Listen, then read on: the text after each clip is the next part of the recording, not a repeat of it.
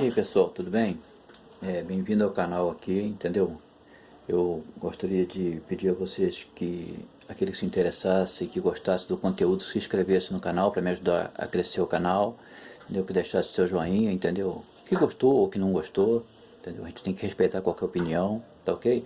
E hoje eu vou falar aqui para vocês de micro-ondas. Esse micro-ondas aqui, ele está com um barulho muito alto e não aquece o alimento, entendeu? Ele faz um barulhão, mas pode botar um copo d'água lá dentro que a água sai fria, não aquece o alimento. Bom, qual o defeito dele? O defeito desse micro-ondas é o magnetron. E como é que eu identifico esse defeito? Eu coloco o multiteste na escala de continuidade, tá vendo? Ó. Mas antes disso, é uma dica aqui para quem mexe com micro-ondas ou quem quer mexer com micro-ondas, é descarregar esse capacitor aqui, ó. Esse capacitor de alta, ele fica carregado com uma voltagem muito alta e pode dar um choque muito forte. Como é que a gente faz para descarregar? Eu descarrego ele com a ponteira. Eu venho aqui, encosto nele, eu faço um curto no capacitor, sem encostar a mão nele. Aí pronto. Só encostar, eu fazer um curto, já descarreguei ele. Aí eu tenho que soltar esses conectores aqui do magnetron, ó. São dois aqui, a gente solta eles. Eu já deixei solto para poder mostrar. E na escala de continuidade com o multímetro, na verdade o multímetro bom para isso é o multímetro analógico. Porém o meu deu defeito logo agora, então a gente vai ter que... Mas a maioria é digital mesmo.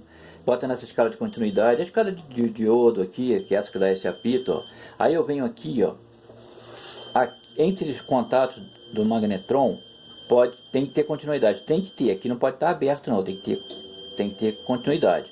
Agora, do contato para a carcaça, ó, não pode ter continuidade, está tendo lá, está tendo uma fuga de 350 ohms. Ó, eu posso medir aqui que tem, ó. Então daí é da onde vem esse barulhão, porque é como se fosse um curto, é como se o magnetron tivesse em curto, só que não é um curto 100%, é uma fuga.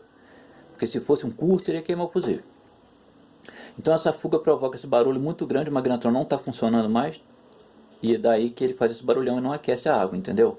Eu vou mostrar para vocês um outro magnetron que eu tenho aqui, que não é o mesmo, porém não é a mesma marca, mas dá para mostrar para vocês. Ó, aqui, ó, onde é o conector, tem que medir mesmo. Agora, do conector para carcaça, ó lá no multiteste, ó.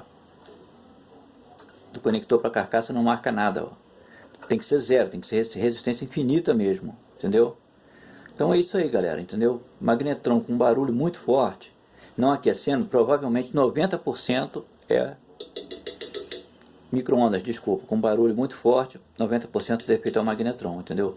Outros defeitos, o que queria acontecer? Se esse capacitor entrar em curto, abre o fusível. Se esse transformador entrar em curto, abre o fusível. Se esse menor aqui, ó, entrar em curto, esse fusível abre também. Então, é isso aí. Espero que vocês tenham gostado aí, entendeu? Pegado a dica aí. Sempre com segurança, tá ok? E não tem jeito. Nesse caso aqui é ver o valor mesmo do magnetron, quanto está custando, e passar um orçamento para o cliente, valeu? Então, quem gostou deixa o joinha aí, se inscreve no canal. E é isso aí. Valeu? Em breve tem mais dicas aí.